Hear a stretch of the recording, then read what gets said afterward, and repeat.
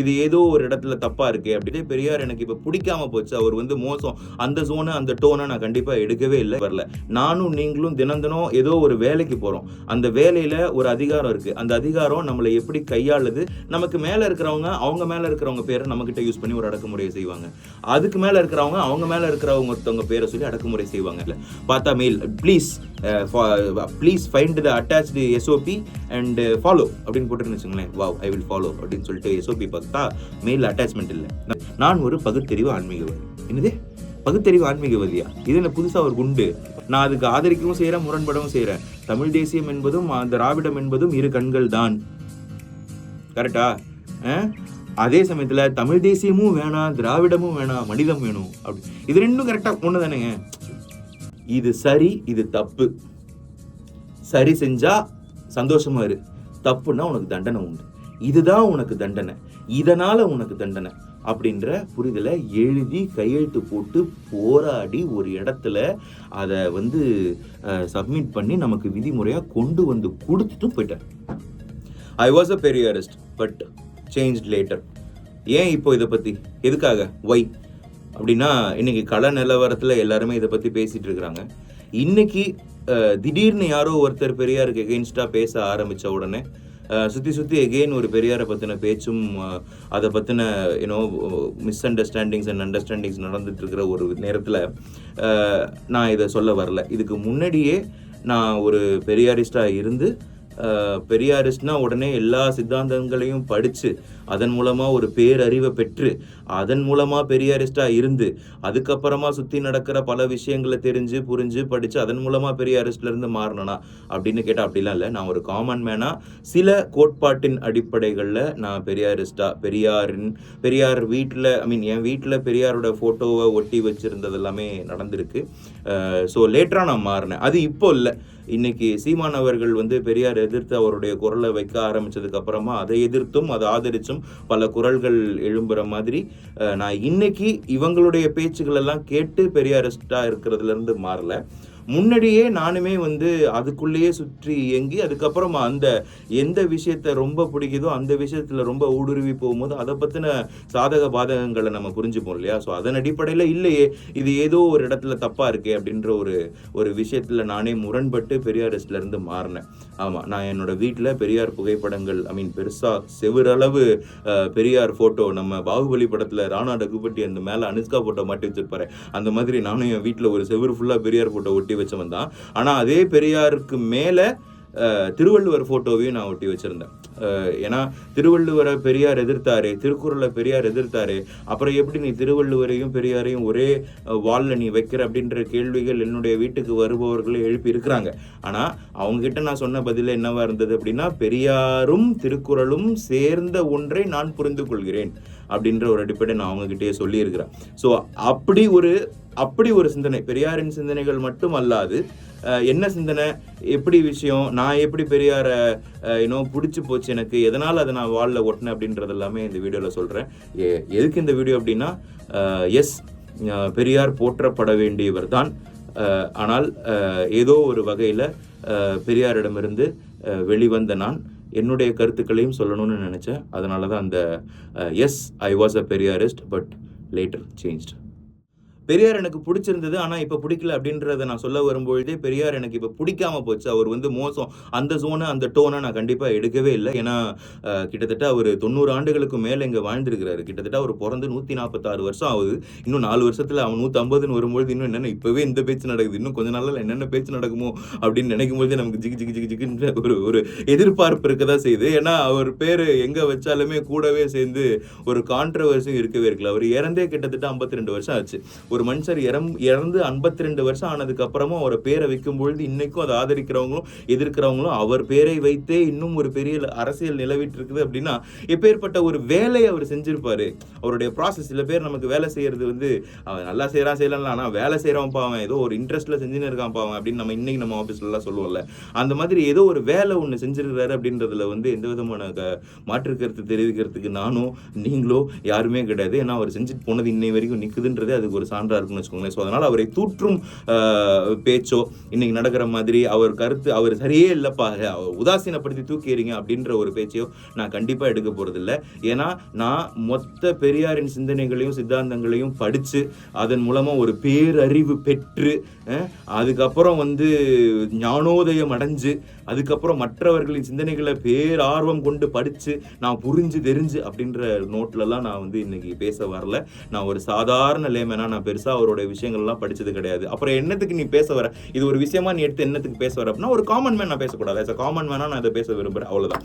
நான் சந்தித்த சில நிகழ்வுகளின் அடிப்படையில் நான் அதை எதிர்கொள்கிறதுக்கு பெரியார் உதவுனார்.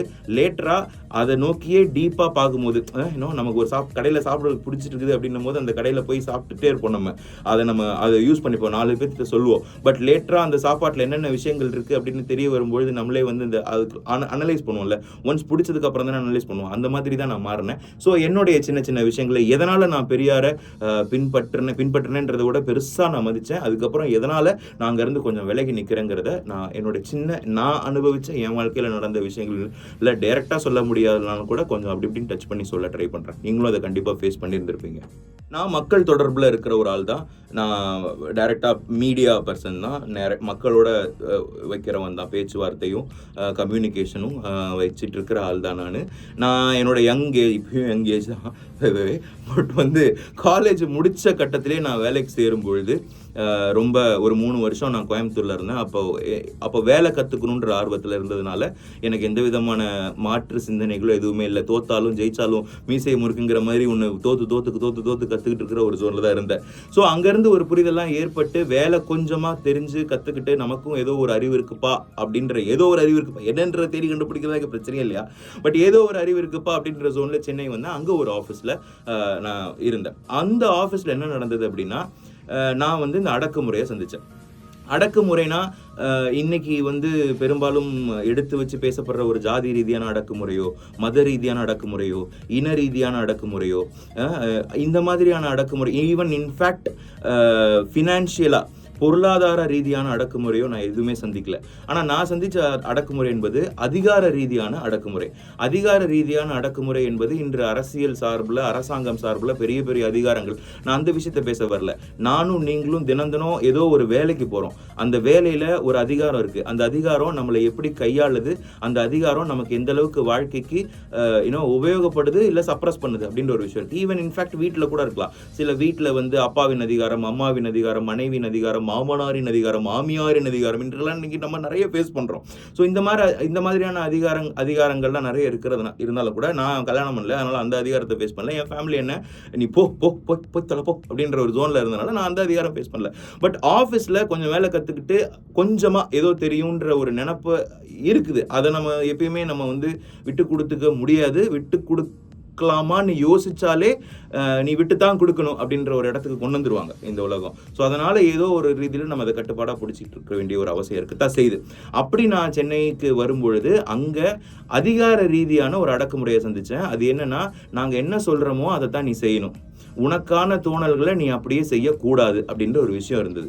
அப்போது சரி, ஓகே, பிராண்ட் கைட்லைன்ஸ், அது ஒரு சாதாரண விஷயம். இந்த பிராண்டுக்குன்னு ஒரு கைட்லைன்ஸ் இருக்குப்பா, அந்த கைட்லைன்ஸை நீங்கள் வச்சுக்கிட்டு அதன்படி நீங்கள் நடங்க அப்படின்னு சொல்கிறத நான் அதிகார துஷ்பிரயோகம்னோ அதிகார அடக்குமுறைன்னு நான் சொல்ல. ஏன்னா ஏதோ ஒரு கட்டத்தில் அந்த கம்பெனியை யாரோ ஒருத்தவங்க மேலே மேலே மேலே மேலே உழைப்பு போட்டு வளர்த்துருக்குறாங்க. அவங்களுக்குன்னு ஒரு சிந்தனை இருக்கும், ஒரு சித்தாந்தம் இருக்கும். அந்த சித்தாந்தத்தின் அடிப்படையில் அவங்க அடுத்தடுத்து வர்றவங்களும் அதே சித்தாந்தத்தை பின்பற்றி நடக்கணும் அப்படின்ற ஒரு விஷயத்தை அவங்க வைக்கலாம். ஆனால் இங்கே இந்த அதிகாரத்தில், நம்ம வேலை செய்கிற ஆஃபீஸில் இருக்கிற அதிகாரத்தில், ஃபார் எக்ஸாம்பிள் ஒரு சிஇஓ, சிஓஓ, ஜிஎம், அந்த மாதிரியான அடுக்குமுறைகள் இருக்குல்ல, அடுக்குமுறையில் நடக்கும் அடக்குமுறையே அப்படின்ற மாதிரி. இப்போ மேலே இருக்கிற ஒருத்தர் இந்த சித்தாந்தத்தை சொல்லணுன்ற அவசியம் இல்லை. இதில் கீழே கீழே கீழே கீழே இறங்கி வரும்போது ஒரு அடக்குமுறை ஃபேஸ் பண்ணப்படுறோம்ல. இதில் கிட்டத்தட்ட நமக்கு மேலே இருக்கிறவங்க அவங்க மேலே இருக்கிறவங்க பேரை நம்மக்கிட்ட யூஸ் பண்ணி ஒரு அடக்குமுறையை செய்வாங்க. அதுக்கு மேலே இருக்கிறவங்க அவங்க மேலே இருக்கிறவங்க ஒருத்தவங்க பேரை சொல்லி அடக்குமுறை செய்வாங்க. ஆனால் டேரெக்டாக போய் நம்ம மேலே இருக்கிறவங்கள்ட்ட பேசுகிறேன், பண்ண வேண்டியதானே, அப்படி என்ன பண்ண வேண்டியதா, உங்கள் பேரை சொல்லி தான் அவர் இப்படி பண்ணின்னு இருக்காப்புல அப்படியே சொன்னாங்க அப்படின்றத நம்ம டேரெக்டாக சொல்ல முடியாது. சொன்னால் இங்கே டேரெக்டாக நம்ம மேனேஜர் இருப்பார், அந்த மேனேஜர் நம்மளே போட்டு சாத்து. ஸோ இந்த மாதிரியான விஷயம்லாம் நான் ஃபேஸ் பண்ணேன். அப்போது ஒரு வட்டத்துக்குள்ளே இருக்கணும் அப்படின்ற ஒரு விஷயம் எனக்கு சொல்லப்பட்டது. வட்டத்துக்குள்ளே இருக்கணும்னா ஏன் நான் வட்டத்துக்குள்ளே இருக்கணுன்ற கேள்வி எழும்பும். இருக்கும். ஆனால் அந்த வட்டத்தை ஏற்படுத்தினது அந்த மேனேஜ்மெண்ட் அப்படின்ற அடிப்படையில் நான் அதை ஒத்துக்கிட்டு தான் அந்த கம்பெனியில் வேலைக்கு செஞ்சிருக்கேன் அப்படின்ற அடிப்படையில் அந்த வட்டத்துக்குள்ளே இயங்க வேண்டியதான் என்னோட கடமை. அதை நான் புரிஞ்சுக்கிறேன். அந்த இடத்துல நான் மாறுபடலை. ஆனால் வட்டம் என்பது போட்டு விடப்பட்ட பிறகு அதற்குள் ஒரு சின்ன கட்டத்தை போட்டு இந்த கட்டத்துக்குள்ள தான் நீ இருக்கணும் அப்படின்னு சொல்றது எந்த விதத்துல நியாயமோ இல்லையா? அப்போ வட்டம் போட்டிருக்கிறது மேனேஜ்மெண்ட். அந்த மேனேஜ்மெண்ட்ல இருக்கிற வட்டத்துக்குள்ள நான் எங்க வேணா போலான்ற சுதந்திரம் இருக்கணும். அதுதான் கட்டுப்பாட்டுகள் விதிகளுக்குள்ள இருக்கிற சுதந்திரம் அப்படின்றது. ஆனா இதற்குள்ள இருக்கிற இன்னைக்கு இருப்பாங்க நாளைக்கு போவாங்க, எங்க போறாங்க அவங்க அப்படியே ஆணி வச்ச மாதிரி உட்கார்ந்து இருக்காங்கிறது அடுத்த கட்டம். சரியா? அதனாலேயே அவங்க சில விஷயங்கள் செய்யறதாகவும் அதை நம்ம அடக்குமுறையின் கீழ், அதாவது அதிகார அடக்குமுறையின் கீழ் நம்ம வந்து கண்டிப்பா பார்க்க முடியும். பட் இந்த வட்டத்துக்குள்ள கட்டத்தை போட்ட நபர் அவங்களும் இங்க ஓனர் கிடையாது. ஓனர் இந்த சென்ஸ் வாட், டேக் ஓனர்ஷிப்னு சொல்கிறாங்களே, நான் கம்பெனியோட ஓனராக இருக்கணும்னு சொல்ல வரல, டேக் ஓனர்ஷிப்ன்றாங்களே, அந்த மாதிரி மக்களுடன் இருக்கும் தொடர்பிற்கு நீங்கள் அப்பாற்பட்டவர்கள். நீங்கள் அப்பாற்பட்டவர்கள் தானே, நீங்கள் தள்ளி நிற்க வேண்டியவங்க. அதில் அந்த கட்டத்துக்குள்ளே தான் நீங்கள் இருக்கணும்னு சொல்லும்போது என்னால் இருக்க முடியாது அப்படின்ற ஒரு விஷயம் இருந்தது. இன்னொரு விஷயம் இருந்தது, அது கான்டென்ட் ரீதியாக. இன்றைக்கும் வந்து இன்னைக்கு நிறைய பேச்சு நடக்குது. மீடியாஸ் வந்து சில கட்சிகளுக்கு சார்பு எடுக்கிறாங்க அப்படின்ற பேச்செல்லாம் இன்றைக்கி நம்மளால் நிறைய இடங்களில் பார்க்க முடியுது. அங்கே வேலை செய்கிற அந்த நபர்களுக்கு அதில் விருப்பம் இருக்கா இல்லையான்னு கேட்டால் இருக்காது. நம்ம ஜேர்னலிஸ்ட்டை போட்டால் பொதுவாக தப்பு சொல்லிடுவோம். ஆனால் அந்த நிறுவனம் அந்த விஷயத்தை எடுக்கும் பொழுது அவங்களும் அதை, அதாவது அந்த நிறுவனம் எடுக்கும் பொழுது அதில் வேலை செய்கிற அந்த நபர்களும் அதே டேக்கை எடுக்க வேண்டிய ஒரு கட்டாய சூழ்நிலையில் தள்ளப்படுறாங்க அப்படின்ற ஒரு விஷயம் இருக்கு இல்லையா? அது இந்த அதிகாரத்தின் கீழே வருதுன்னு நம்ம பார்க்க வேண்டியதாக தான் இருக்குது. அப்போ இது ஒரு பக்கம் இருக்கட்டும். இங்கேயும் நான் தாக்கப்படுறேன் அந்த அதிகாரத்தின் விஷயத்துல. அதுக்கப்புறமா நான் எதுக்கு இதெல்லாம் நீ பேசின்னு இருக்க, உன் கதை எதுக்கு நான் கேட்டுன்னு இருக்கணும் இங்கே அப்படின்னா, நான் ஏன் பெரியாரை ரசிக்க ஆரம்பித்தேன், அவருடைய ஒரு வாசகத்தை விஷயமா எடுத்துக்கிட்டு ரொம்ப பெருசாக உதவுச்சு. அதனால தான் எனக்கு பெரியாரை பிடிக்கும்னு சொன்னேன். ஆனால் அதுலேருந்து விலகி வருவதற்கான காரணத்தையும் நான் சொல்கிறேன். இது ஒன்று நடந்தது. அப்போ இன்னொரு விஷயம் நடந்தது. அந்த கம்பெனியில் இருக்கிற ஒரு பெரும் முதலாளி, அந்த முதலாளி அவருடைய காரில் போகும் பொழுது வேற யாரும் வண்டியில் ட்ராவல் பண்ணக்கூடாது. சரியா? அங்கங்கே கேட்டு போட்டுருவாங்க, அவங்க மட்டும் தான் ட்ராவல் பண்ணணும், வேற யாரும் அந்த இடத்துலலாம் போகக்கூடாது. அது மாதிரி இருந்தது. நான் தெரியாதனமாக போயிட்டேன். சரியா? என்னை கூப்பிட்டு கேட்டாங்க, விசாரிச்சாங்க. அதை சிசிடிவியில் கேமராவில் பார்த்து கூப்பிட்டு எப்படி நீ போகக்கூடாதுன்னு சொல்லியிருக்கிறாங்கன்னு. அதான் அவங்களுக்கு ஃபேவர் பண்ண வேண்டியவங்க, அதுக்கு கீழே ஃபேவர் பண்ண வேண்டியவங்கன்னு மேலேருந்து இருந்துச்சுன்னா ப்ரெஷர் சும்மா கர்ன்னு இறங்கும்ல, அந்த மாதிரி ஒரு ப்ரெஷராக வந்தது. அவங்க என்கிட்ட 3 கேள்விகள் கேட்டாங்க. அந்த கேள்விகளுக்கு நான் பதில் சொன்னேன். அந்த கேள்வி சாதாரணமான கேள்வி தான். அந்த கேள்வியில் எனக்கு எந்த தப்பும் தோணலை. மேலேருந்து வந்தவங்க கிட்ட இருந்து என்ன கேள்வி கேட்டாங்கன்னா, உனக்கு ஏதாவது பிரச்சனையா அவ்வளோ வேகமாக போகிறதுக்கு? வேகமானா வேகமாக இல்லை, உடனே அவர்கள் செல்லும் பொழுதே நீயும் செல்வதற்கு உனக்கு அந்த அளவுக்கு தேவை இருந்ததா? என்ன தேவைன்னு சொன்னீங்கன்னா அதுக்கு நாங்கள் ஹெல்ப் பண்ண கூட முற்படுறோம். சரியான பாயிண்ட், வேலிட், ஒத்துக்கிறேன். இல்லை நீ வந்து முதலாளி போகும்பொழுது ஏன் வந்து தொழிலாளி போகக்கூடாதா அப்படின்ற ஒரு கேள்வி எழுப்புறியா அப்படின்ற ஒரு விஷயத்த அவங்க வைக்கிறேன். அப்படின்னா நீ சொல்லு, அதுக்கான டிஸ்கஷனை வைக்கலாம் அப்படின்றாங்க. அதையும் நான் ஒத்துக்கிறேன். ஆனால் அந்த டிஸ்கஷனை வச்சா அந்த டிஸ்கஷன் எதை நோக்கி போகும் அப்படின்ற அந்த தாட் ப்ராசஸ்க்குள்ளே நான் போகல. ஏன்னா அந்த டிஸ்கஷனை நான் வைக்கல. குறுக்க சடால்னு, அதாவது மேலேருந்து வந்தவர் இதை பண்றாரு, இங்கேயே ஒருத்தன் உட்காந்துருப்பார்ல இந்த டிபார்ட்மெண்ட் சார்ந்து, அவரு அவங்க ஸ்டேட்டஸ் என்ன, நம்ம ஸ்டேட்டஸ் என்ன, அப்படிதான் என்னோட வேர்டு இருந்தது. அப்போ இது என்ன விதமான அடக்குமுறை? அவங்க ஸ்டேட்டஸ் என்ன, நம்ம ஸ்டேட்டஸ் என்ன அப்படின்னு கேட்குற அந்த விஷயம் என்பது எதை குறிக்குது? இது பணம் சார்ந்த விஷயமா இருந்தாலும் கூட யாரோ ஒருத்தவங்கன்னா அந்த அப்படின்னு போனதை நான் சொல்லி முடிச்சிருந்திருப்பேன். ஆனால் அவங்க ஒரு அதிகாரத்தில் இருக்கிறாங்க அப்படின்ற அடிப்படையில் நான் என்ன பண்ணுறது? அப்போது இந்த மாதிரியான விஷயங்களை தான் நான் வந்து அதிகார அடக்குமுறைன்னு சொல்கிறேன். இந்த அடக்குமுறை தேவை இல்லை ஒரு மனிதனுக்கு அப்படின்றது ஒரு நிதர்சனமான உண்மை. இப்போது இந்த கோட் எனக்கு மண்டைக்குள்ளே வருது. இது பல காலமாக இருந்த கோட்டு தான். அப்போ எனக்காவே தோணுச்சு, ஏன்னா நீயும் நானும் ஒன்று தான். அப்போ நான் அந்த நபர்கிட்ட சொன்ன விஷயம் என்ன ஸ்டேட்டஸ் என்ன இல்லை சார் இது. அப்போ உடனே இந்த மேலேருந்து வந்து அவர் சொன்ன இல்லை நீங்கள் அதெல்லாம் சொல்லாதீங்க அப்படின்றாரு. அப்போ நானும் ஏறுறேன். இது நீங்கள் இப்போ நான் இல்லைன்னா உங்களுக்கு இந்த ஸ்டேட்டஸ் வந்துருக்குமா அப்படின்ற கேள்வியை நான் வைக்கிறேன். அப்போது நம்ம இல்லைன்னா இந்த ஸ்டேட்டஸ் வந்து முதலாளிக்கு வருமா? இது முதலாளித்துவம் தொழிலாளித்துவம் அப்படிங்கிற ஒரு ஜோன், அந்த ஜோனுக்குள்ளே போனாலும் கூட எனக்கு மைண்டில் இருக்கிறது எல்லாரும் ஒன்று தானே, இங்கே எல்லாரும் சமம் தானே அப்படின்ற ஒரு தாட் ப்ராசஸ் என் மண்டைக்குள்ளே வருது. அப்போ நீ என்ன எனக்கு மேலே, நான் என்ன உனக்கு கீழே? பொசிஷன். நாளைக்கு இன்னும் ஒரு 10 வருஷம் ஆச்சுன்னா நான் அந்த பொசிஷனுக்கு வந்துட்டு போகிறேன், 20 வருஷம் ஆச்சுன்னா நான் அந்த பொசிஷனுக்கு வந்துட்டு போகிறேன். இந்த கம்பெனியில் எனக்கு அந்த பொசிஷன் வரலாம், எந்த கம்பெனியில் அந்த பொசிஷன் இருக்கோ மதிக்கிறவங்களும் இங்கே இருக்கிறாங்க, மதிக்கிறவங்க இல்லைன்ற பாடலாம் இங்கே கிடையாது. நான் அங்கே போகிறேன், அது என்னுடைய வாழ்க்கை சம்மந்தப்பட்ட ஒரு டிசிஷன் நான் எடுக்க போகிறேன். கரெக்டாக? அப்போது நீ வேற நான் வேறன்றது இல்லை, நீ மேலே நான் கீழன்றது இல்லை அப்படின்ற ஒரு தாட் ப்ராசஸ் என் மண்டைக்குள்ளே உதிக்கும் போது சடனாக நம்ம வாழ்க்கையவே ஒரு படமாக எடுத்து வச்சாங்கன்னா நமக்கு ஒரு புரிதல் வரும் தெரியுமா? நம்ம சொல்ல நினைக்கிறதே ஒருத்தவங்க சொல்ல நினைச்சாங்கன்னா அவங்களுக்குள்ள ஒரு காதல் வரும் தெரியுமா? அந்த மாதிரி நான் நினைச்சதையே அந்தாலும் சொல்லி வச்சிருக்கிறாப்ல, யாருப்பா அந்த மனுஷர் அப்படின்ற அளவுக்கு அந்த கோட் என்ன பெருமளவில் அந்த கோட்டை வச்சுக்கலாம். அப்பா வா, இதைத்தானே ஒரு சித்தாந்தமாக சொல்லி ஒன்று இங்கே நிற்குது அப்படின்ற ஒரு அடிப்படையில் எந்த மனிதரும் உனக்கு கீழானவரும் அல்ல, அதே போல் எந்த மனிதரும் நமக்கு மேலானவரும் அல்ல அப்படின்ற ஒரு கோட்டை நான் பார்த்தேன், படித்தேன். அதை நான் ரொம்ப டீப்பாக வந்து அதை ஒரு இது நம்ம நினைக்கிறது ஒரு சாதாரண தூக்கி போட்டு போகிற ஒரு விஷயம் இல்லை, இது ஒரு சித்தாந்தம் அப்படின்னு புரிஞ்சுக்கிற ஒரு விஷயம் இருக்கு இல்லையா?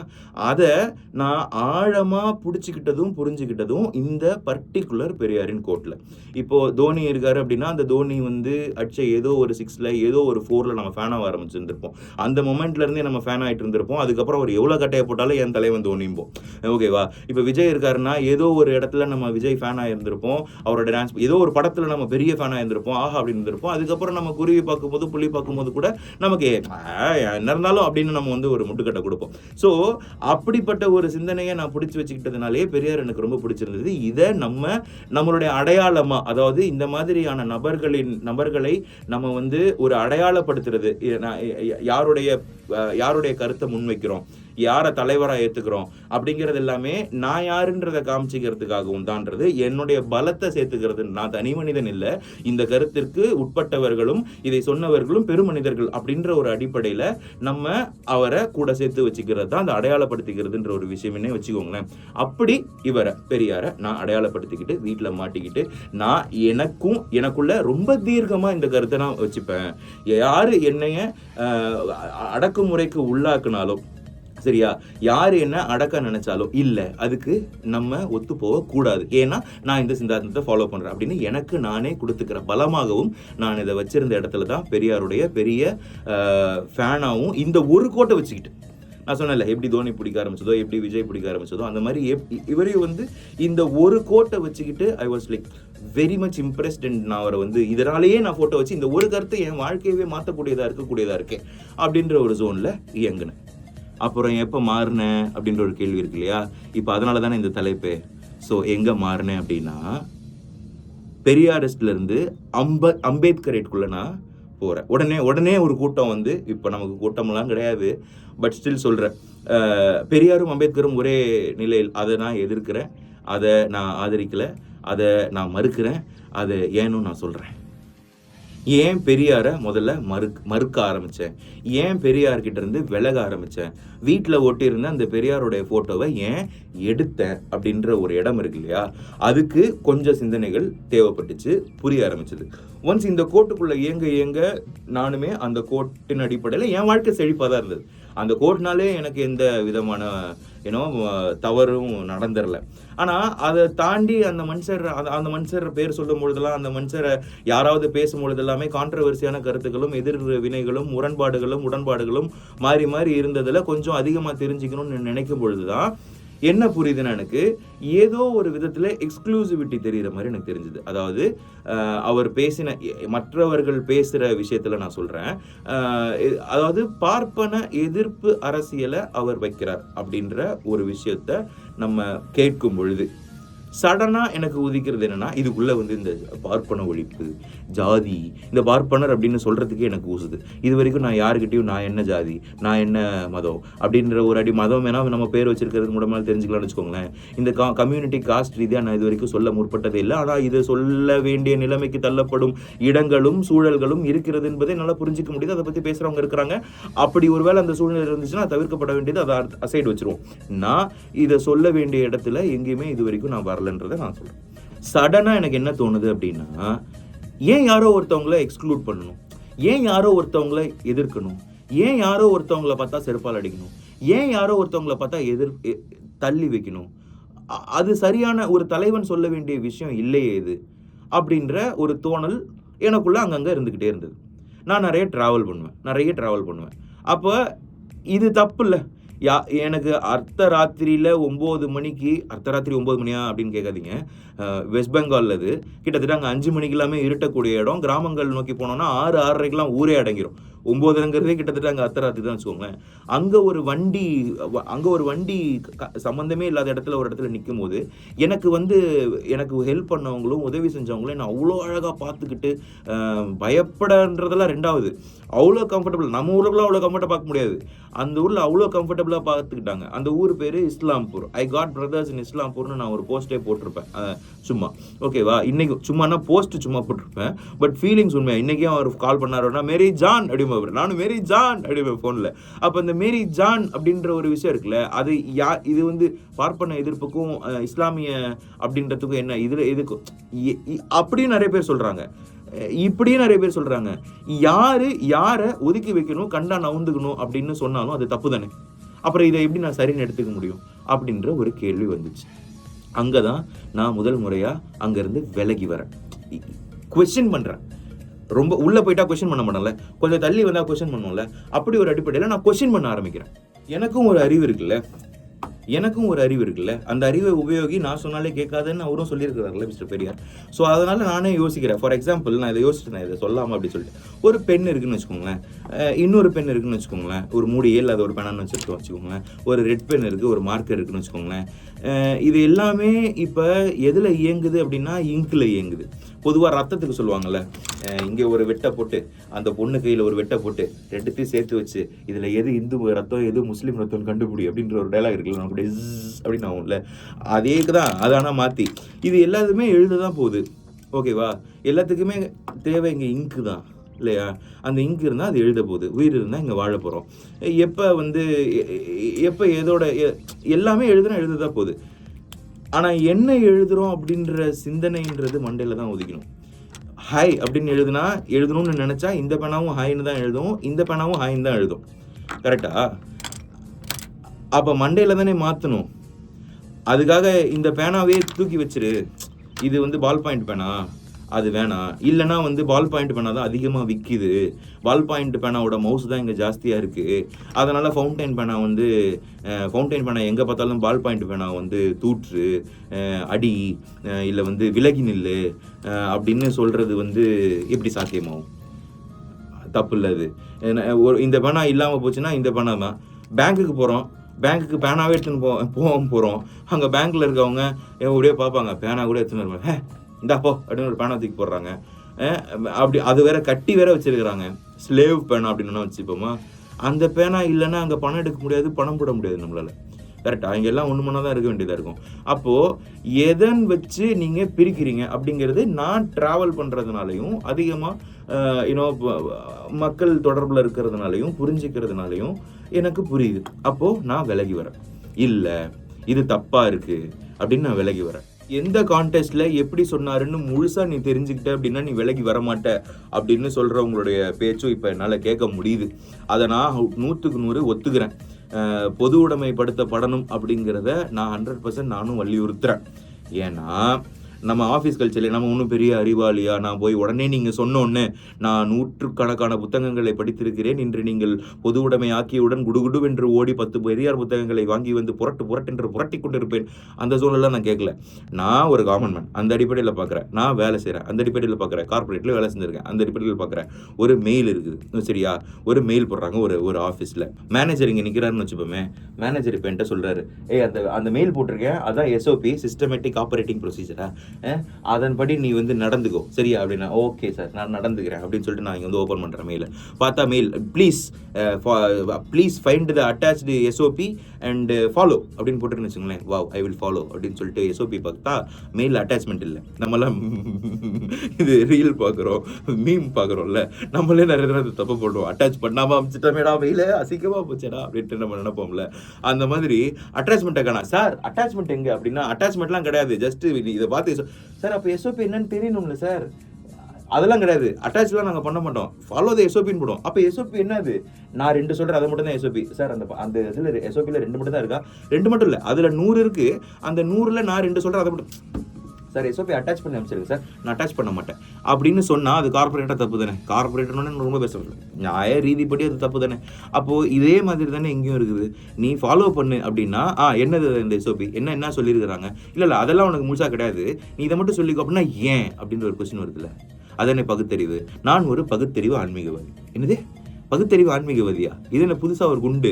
பகுத்தறிவு ஆன்மீகவாதி. ஆமாம், பகுத்தறிவு ஆன்மீகமும் எப்படி ஒன்றா இருக்கும், திராவிடமும் தமிழ் தேசியமும் எப்படி ஒன்றா இருக்கும் அப்படின்ற விஜய் அவர்கள் வந்து திராவிடமும் தமிழ் தேசியமும் ஒன்று, ரெண்டும் என் கண்கள் மாதிரி அப்படின்னு சொன்னோன்னே உடனே இந்த பக்கம் அது எப்படி தமிழ் தேசியமும் திராவிடமும் ஒன்றா இருக்கும்னு சொல்லி சீமான் அந்த பக்கம் குதிக்கிறாப்புல.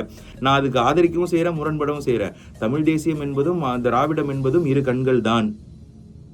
கரெக்டா? அதே சமயத்தில் தமிழ் தேசியமும் வேணாம், திராவிடமும் வேணாம், மனிதம் வேணும் அப்படி. இது ரெண்டும் கரெக்டாக ஒன்று தானேங்க? இது ரெண்டும் கரெக்டாக தான். இது தமிழ் தேசியமும் வேணாம், திராவிடமும் வேணாம், எல்லாமே ஒன்று அப்படின்னு சொல்கிறது ஒரு தாட் ப்ராசஸ். அப்படின்னா அது இருக்குன்ற பட்சத்தில் இது வேணாம் இது வேணும், இது வேணாம் இது வேணும்னு பேர் எடுக்காமல் ரெண்டுத்தையும் ஒன்றா என் கண்ணு மாதிரி வச்சு பார்த்துக்கிறேன் அப்படிங்கிறது ஒரு டேக்கு தானே? ரெண்டுமே ஒரே டேக்கு தானே? கரெக்டா? அந்த மாதிரி தான் அது. திராவிடமும் திராவிடமே அந்த அளவுக்கு மண்டையில் போட்டு இறக்கி வச்சிருக்கிறாங்க. ஆன்மீகமும் பகுத்தறிவும் வேறன்னு இவங்க பேசினிருக்கிறதே எனக்கு வந்து எனக்குள்ள நான் தனிப்பட்ட ரீதியில் சிரிப்பாக இருக்கு எனக்கு. ஏன்னா அவங்க ஆன்மீகத்தை மேபி மதத்தோடு ஒப்பிட்டுக்கிறாங்களான்னு தெரில. நான் ஆன்மீகவாதி, மதவாதி கிடையாது. கரெக்டாக? ஆன்மீக பகுத்தறிவு இதை வந்து நம்ம தனியாக இன்னொரு எபிசோட் போடுவோம். ஒருவேளை நீங்கள் உடன்பட்டீங்க அப்படின்னா வாங்க. ஏன்னா ரஜினி வந்து ஆன்மீக அரசியல், அது எப்படி நீ ஆன்மீக அரசியல் பண்ணுவான்? வாட் இஸ் ஆன்மீகம்? நான் ரஜினி சப்போர்ட் பண்ணல, ஏன்னா அவருக்கு பின்னணியில் என்ன இருக்கலாம் நமக்கு தெரியாது, அதெல்லாம் அதுக்குள்ள நான் போவே இல்லை. ஆனால் ஆன்மீகம் வேற மதம் வேறங்கிற புரிதல் வரணும்ல, ஒரு ஸ்பிரிச்சுவல் ரெவல்யூஷன் இங்கே நடக்கணும்ல. ஆன்மீக பகுத்தறிவாளன் அப்படின்றதுக்கு நம்ம இன்னொரு எபிசோட் போடுவோம். ரெண்டும் ஒன்று தான் அப்படின்ற புரிதல் நம்ம இப்போ இதுக்கு வருவோம். ஆக எதுக்கு சொல்ல வந்தேன் நான், இப்போ பெரியார் சிலரை எக்ஸ்க்ளூட் பண்றதுக்கான தாட் ப்ராசஸை போடும்போது இல்ல அப்ப நம்ம தாட் ப்ராசஸா ஒரு தலைவன் என்ன செய்யணும்னா எல்லாத்தையும் இன்க்ளூட் பண்றதுக்கு தானே போடணும். அடக்குமுறை செய்பவர்களுக்கும் அடக்குமுறை செய்யக்கூடாது என்பதை புரிய வைப்பது தானே ஒரு தலைவனின் வேலை. அதை விட்டுவிட்டு அடக்குமுறைக்கு உட்படுபவர்களை, அடக்குமுறைக்கு உள்ளாபவர்களை, அது ஒரு வார்த்தை, அவர்களை யார் அடக்குமுறை செஞ்சாங்களோ அவங்கள வந்து மதிக்காத, அவங்கள கண்டா அடி, அவங்கள விட்டு விலகி போ. இது எப்படி நியாயமா இருக்கும்? இப்போ ஒருத்தவங்களை எக்ஸ்க்ளூட் பண்றவங்க வேணான்னா நிஜமாவே எனக்கு ஒரு தலைவன் தேவைப்படுறான். இதே கருத்துக்களை சொன்னவர் தான் அம்பேத்கராவும் இருக்கிறாரு. உடனே அம்பேத்கரை பத்தி 10,000 புக்கை எடுத்து படிச்சு பொது உடைமை ஆக்கப்பட்டுருச்சுல, அங்கே போய் படிச்சு தொலை வேண்டியதானே அப்படின்னு கேட்டீங்கன்னா நான் ஒரு காமன் மேன். மறுபடியும் சொல்றேன், I am just a common man. அப்போ நான் போய் எல்லா புத்தகத்தையும் பார்த்து மண்டைக்குள்ள போட்டு உருட்டி ஊன்னு அதே சித்தாந்தத்தில் உருண்டு பிறண்டு திரியிற ஆள் இல்லைதான். ஆனா அம்பேத்கரும் இதே மாதிரி விஷயங்களை பேசி இருக்கிறாரே என்று அவரை நான் பார்க்கும்பொழுது ஒரு விஷயத்துல ரொம்ப பிடிச்சி போச்சு. அது அவர் சொல்லலை, பட் அவர் என்ன பண்ணியிருக்கிறாரு, இவர் என்ன பண்ணியிருக்கிறாரு அப்படின்றத பார்க்கும்போது இவர் பண்ணது தானே கரெக்டு, ரெண்டு பேரும் வேற பண்ணியிருக்கிறாங்களே, டீப் ரூட்டாக போய் பார்க்கும்பொழுது டோட்டலே வேறையாச்சே அப்படின்னு எங்கே தோணுதுன்னா, அம்பேத்கர் அவர்கள் இது சரி இது தப்பு, சரி செஞ்சா சந்தோஷமா இரு, தப்புன்னா உனக்கு தண்டனை உண்டு, இதுதான் உனக்கு தண்டனை, இதனால உனக்கு தண்டனை அப்படின்ற புரிதலை எழுதி கையெழுத்து போட்டு போராடி ஒரு இடத்துல அதை வந்து சப்மிட் பண்ணி நமக்கு விதிமுறையாக கொண்டு வந்து கொடுத்துட்டும் போயிட்டேன். அப்போ அந்த தலைவனை நான் ஆமாம்ல அப்படின்னு நான் பார்க்குறேன். அப்போ எனக்கு என்ன தோணுது, ஏற்றத்தாழ்வு ஒருவேளை நீ மனசில் வச்சிருந்து அதை நீ வந்து யார்கிட்டனா காமிச்சின்னா உனக்கு இதான் தண்டனை. யாரா இருந்தாலும் நீ அவன்கிட்ட காட்டு, அவன் உன்கிட்ட காட்டு, கருப்பு வெள்ளையை காட்டு, வெள்ளை கருப்பை காட்டு, ஆண் பெண்ணை காட்டு, பெண் ஆணை காட்டு, ஒரு மனுஷன் நாய்கிட்ட காட்டு, நாய் மனுஷன்கிட்ட காட்டு, எதுவாக இருந்தாலும் உனக்கு என்ன சொல்யூஷன், உனக்கு என்ன பதில், உனக்கு என்ன நீதி அப்படின்றத அட்டவணை போட்டு கொடுத்துறதுன்னு ஒன்று இருக்குல்ல, இது ஒரு சிந்தனையாக நான் பார்க்குறேன். அப்போ எனக்கு உடனே இவர் தேவையில்லைன்னு நான் சொல்ல மாட்டேன், ஆனால் இவர்கிட்ட இருந்து நான் விலகி வர ஆரம்பிக்கிறேன். விதியை செய்து இதுதான் நீ பின்பற்ற வேண்டியது என்று சரி தவறு பார்த்து சொல்வது என்பது சரி என்றும், அதுக்குள்ள ஒரு பிரச்சனையை கிரியேட் பண்றது இருக்குல்ல, அவன் வேணாம் நீ வேணாம், அவனை எதிர்த்து இவனை நீ எதிர்த்து, தமிழ் அப்படி ஒன்று, ஹிந்தி இப்படி ஒன்று, இங்கிலீஷ் இப்படி ஒன்று, வெள்ளைக்கார அப்படின்னு அதை பிரிவு பேசுறது இருக்குல்ல, அங்க அது வேணாம் எனக்கு சடனா. ஏன்னா அங்க என்ன வளர்வதற்கு யாரும் உன்னை விட பெரியவனும் அல்ல, யாரும் உன்னை விட சிறியவனும் அல்ல அப்படின்னு சொன்ன அதே கோர்ட்டில் நான் இன்றைக்கும் இயங்குறேன். ஆனால் அந்த கோர்ட்டை இதுதான் சரி, இது யாரும் உன்னை அடக்க நினைச்சாங்கன்னா, அதுக்கு அடுத்த வரி தேவைப்படுதில்ல அங்கே, யாராவது அப்படி நினைத்தார்கள் என்றால், உன்னை விட மேலானவன் கீழானவன் நினைச்சாங்கன்னா அவன்கிட்ட மல்லு கட்டு, அவனை செருப்பாலடி, அவன்கிட்ட விலகி நில்லு. அது இல்லை, உனக்கு தண்டனை. முதல்ல புரிய வைக்க ட்ரை பண்ணு, புரிஞ்சிச்சான்னு பாரு, கவுன்சிலிங் போ, இல்லைன்னா உனக்கு தண்டனை. முதல் தடவை செஞ்சினா இப்படி, 2வது தடவை செஞ்சினா இப்படி அப்படின்ற ஒன்று இருக்குல்ல, அது எனக்கு பெரிய உடன்பாடாக இருக்குது. அதை தாண்டி நான் உள்ளே போயினா என்ன, கொஞ்சம் ஏதாவது 1, 2 அவர் சொல்கிறதுல பிடிக்குதான்னு பார்ப்போன்ற கோட்ஸ் தேடும்பொழுது, கற்பி ஒன்று சேர் புரட்சி செய். இதோட நான் முடிச்சுக்கிறேன், ரொம்ப நேரமாக போகுது. கற்பி ஒன்று சேர் புரட்சி செய் அப்படின்ற ஒரு கோட் இருக்குல்ல, அந்த ஒத்த கோட்டில் எங்கே அப்போ நான் ரொம்ப ஒத்து போனனும் மிஸ்டர் பெரியாரோட, இங்கே அப்படியே நான் இதுக்குள்ளே நான் ரைட், கற்பி ஒன்று சேர் புரட்சி செய். அப்போ நான் தான் சொல்ல வரேன், இப்போ இந்த பேனாலையும் அதே இங்கு தான், இந்த பேனாலையும் அதே இங்கு தான், இந்த பேனாலையும் அதே இங்கு தான், மார்க்கர்னாலும் அதே இங்கு தான்டா, எண்ணத்தில் தான்டா இருக்குது. நீ ஹாய் எழுதுறியா, போடா டூ எழுதுறியா அப்படின்ற ஒரு விஷயம் இருக்குல்ல. அப்போது அந்த எண்ணத்தை தான் நம்ம மாற்றணுன்றது விஷயத்த ரொம்ப ஆணித்தரமாக சொல்கிறது தான் இந்த கற்பி அப்படிங்கிற ஒரு விஷயம். முதல்ல புரியவே, யாராக இருந்தாலும், இவங்களா இருந்தாலும் அவங்களா இருந்தாலும், கருப்பாக இருந்தாலும் வெள்ளையாக இருந்தாலும், மேலே இருந்தாலும் கீழே இருந்தாலும் மேலே இருந்தாலும் அப்படின்ற ஒரு ஜோன் இருக்குல்ல. ஸோ அந்த கற்பிச்சுட்டு அதுக்கு அடுத்து எல்லாரும் ஒன்று சேர முற்படுவாங்க. ஒன்று சேர முற்படல, அங்கங்கே கற்பிக்கிற அப்படின்னா அவங்கள எல்லாத்தையும் நீ ஒன்று சேர், ஏதோ ஒரு அடிப்படையில் ஒன்று சேர், ஆட்டோமேட்டிக்காகவே புரட்சி நடந்துருன்றது என்னுடைய தாட் ப்ராசஸ். ஆனால் புரட்சி செய்யணும் ஒரு சொல்கிறார். அது அந்த ஒரு கோட்டில் இது கரெக்டாக இருக்குல்ல. முதல்ல கற்பி, புரியவை, புரிய வைக்கும் போது ஆஃப்கோர்ஸ் முரண்பாடு ஏற்படும். ஒன்று, நம்ம சொல்லும் போது நம்மளே நம்ம சில விஷயங்களை தப்பாக சொல்கிறோம் அப்படின்ற ஒரு ஸ்கிரிப்ட் பண்ணுறோம், யார்கிட்டயோ ஒரு கதை சொல்கிறோம், அந்த கதை சொல்லும் போது நமக்கே தெரியும் இந்த இடத்துல இடியுதில்லை, நீ தப்பாக நினைப்பல அப்படி நம்மளே அதை மாற்றோம், சொல்லவே மாற்றோம் சில சம்டைம்ஸு. அப்போது இல்லாமல் நம்ம சொல்லினது பிறகும் ஆப்போசிட்டில் இருக்கிறவங்க ஒரு முரண் கருத்தை வச்சாங்க அப்படின்னா ஒரு டிஸ்கஷன் நடக்குது. அந்த டிஸ்கஷன் நடக்கும்போது நம்ம சரிதவரை புரிஞ்சுக்கிறோம், அவங்க சரிதவரை புரிஞ்சுக்கிறாங்க, 2 பேரும் ஒரு காமன் சொல்யூஷனுக்கு நிற்கிறோம். அது கற்பி முடிஞ்சிருது. ஆட்டோமேட்டிக்காக அப்போ நம்ம ஒன்றா சேர்றோம், ஏதோ ஒரு இயக்கத்தில் இயங்க போகிறோம். அப்போ நம்ம ஒரு புரட்சியை செய்ய போகிறோம் அப்படின்ற ஒரு விஷயத்தில் நினைக்கும் போது எனக்கு ரொம்ப தீர்க்கமாக அம்பேத்கர் அவர்களை பிடித்தது. ஸோ எண்ட் ஆஃப் இன்னைக்கு கள நிலவரமாக இருக்கிறத ஒரு காமன் மேனாக நான் எப்படி உட்கொள்கிறேன். ஏன்னா இதை நான் இன்னைக்கு சீமான் பேசிட்டாரு, இன்னைக்கு சீமானை எதிர்க்கிறதும் ஆதரிக்கிறதும் பல பேர் இன்னைக்கு இப்படி ஜிக் என்ன ஒரு அரசியல் நடக்குது, அதனால நான் பார்த்து நான் மாறினேன்றது இல்லை. நான் முன்னாடியே இவ்வளோ சிந்தனைகள் வச்சு மாறி இருந்தேன். இன்னைக்கு சடனாக அது ஒன்று நடக்கும்போது இதை தானே நம்மளும் நினச்சோம், அப்போ நம்மளும் பேசுவோமே, நம்மளும் சொல்லாமே இதை. ஏன்னா நான் என் பாயிண்ட் ஆஃப் வியூ சொல்லும்போது அதில் ஏதாவது காமன் நான் புக்கை படிச்சுன்னு சித்தாந்தங்கள் பேசின்னு இப்போ தொண்டொட்டா காலத்திலே அப்படின்னு நான் வரப்போகிறதில்ல. அதனால் சொல்லணும்னு நினச்சேன், சொன்னேன். லவ், ஸ்ப்ரெட் லவ், அதான் விஷயம். அனைவரும் சமம். ஆன்மீக பகுத்தறிவாளன், ஆன்மீகமும் பகுத்தறிவும் ஒன்றுன்னே நான் வரேன் உங்ககிட்ட ரிட்டன். டாடா.